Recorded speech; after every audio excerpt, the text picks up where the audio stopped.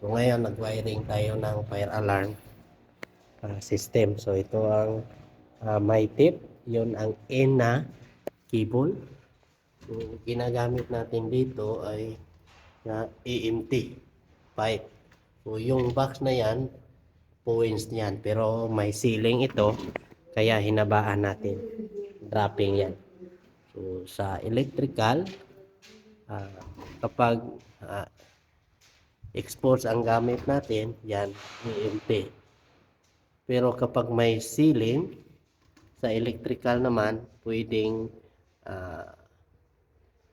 PVC, basta nasa taas, hindi nakikita. Pero kapag dumaan siya sa wall, dapat ibaon talaga. So, i-chipping natin yung PVC. Hindi pwedeng expose yung PVC. So, yan ang ginagamit sa building na ito. Yan. Kita natin yan. Yan. Full box. So, sa pag-bend ng tubo na yan na 3/4, ang ginagamit lang natin yan ay spring bender. Yan. Sa paggawa natin ng elbow, spring bender ang ginagamit kasi malambot lang yung tubo na yan na itim.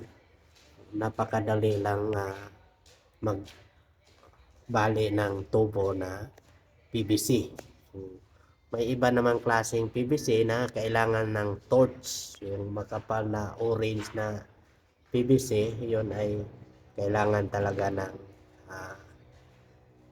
painit na apoy o kaya blue torch.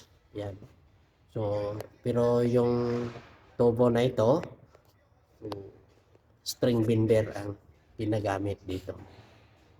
Yan. So, may 3/4 din na spring bender, may 1/2 din na string bender. So, yan ang kadalasan ginagamit natin sa paglagay ng tubo sa electrical na nasa ibabaw ng ceiling. So, kapag walang ceiling, EMT ang ginagamit natin. Pero sa fire alarm, EMT talaga ang ginagamit natin yan kahit may ceiling pa. Okay?